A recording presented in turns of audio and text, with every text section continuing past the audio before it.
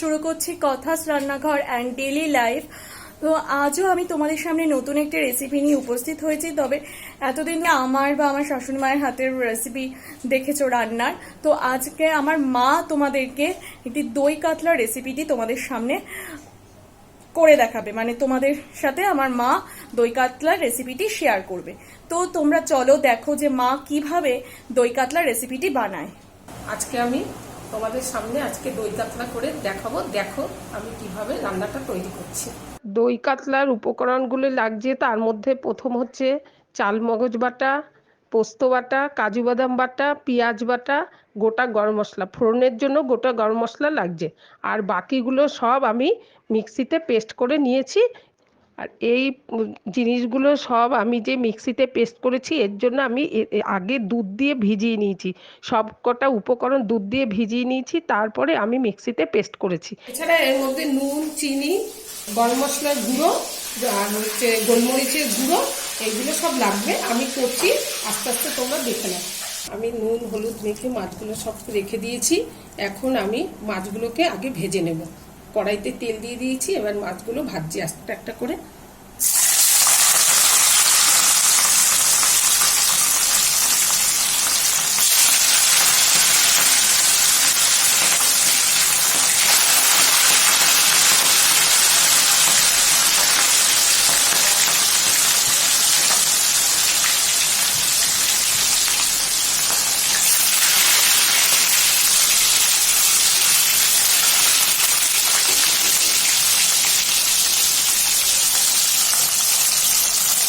কাতলা মাছগুলোকে আমি এইভাবে ভাজছি। সবকটা মাছ আমি এইভাবে ভেজে তুলে নেব।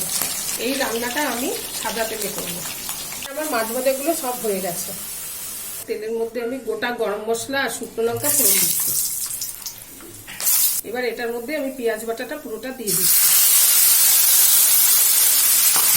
দিয়ে এবারটাকে এই পেঁয়াজ বাটাটাকে পুরো দিয়ে হালকা হালকা করে পেঁয়াজ বাটাটা আমি ভেজে নেব।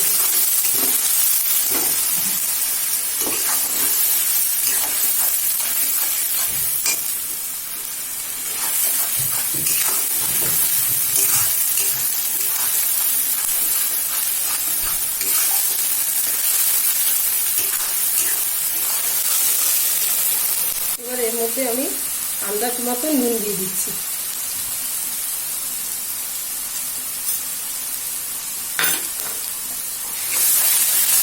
দই কাতলায় তো তেল বেশি লাগে, এই জন্য এখানে আমি আরেকটু তেল দিয়েছি। এবার এখানে পোস্ত বাটা, কাজু বাটা আর হচ্ছে চাল মগজ বাটা, যেটা আমি মিক্সিতে পেস্ট করে রেখেছিলাম, সেই মশলাটা দিয়ে দিচ্ছি।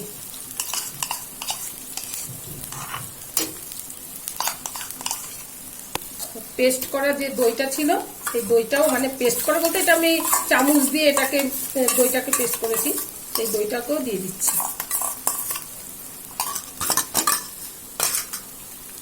এবার এর মধ্যে আমি গোলমরিচের গুঁড়ো একটু দিয়ে দিলাম।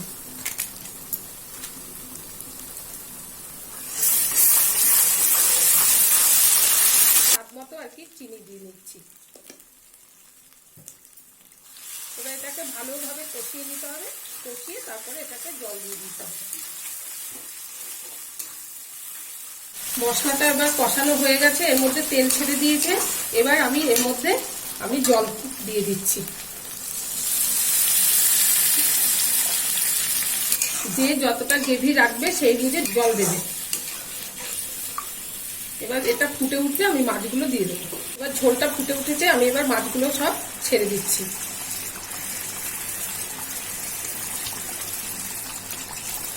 ছেড়ে দেওয়ার পরে আমি 2-3 মিনিট এটাকে ফুটিয়ে নেব। ফুটিয়ে আমি আবার এর মধ্যে গরম মশলা আর একটু সামান্য ঘি দিয়ে দেবো নামানোর সময়।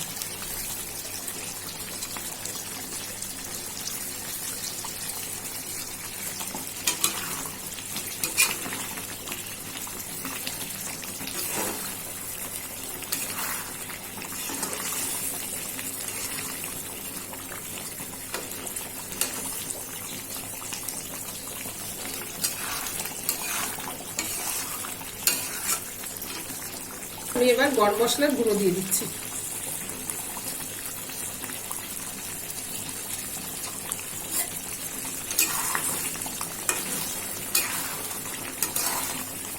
এটাকে আমি নামিয়ে ফেলছি। নামানোর আগে আমি সামান্য ঘি দিয়ে দেবো।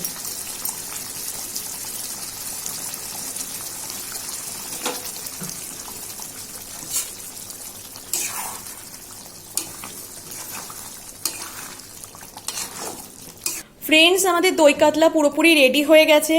মা এটাকে গরম গরম একটা প্লেটের মধ্যে সার্ভ করেছে। তোমরা দেখো দই কাতলাটা দেখতে কত সুন্দর হয়েছে। আর এটা আমার মায়ের নিজস্ব ইউনিক রেসিপি।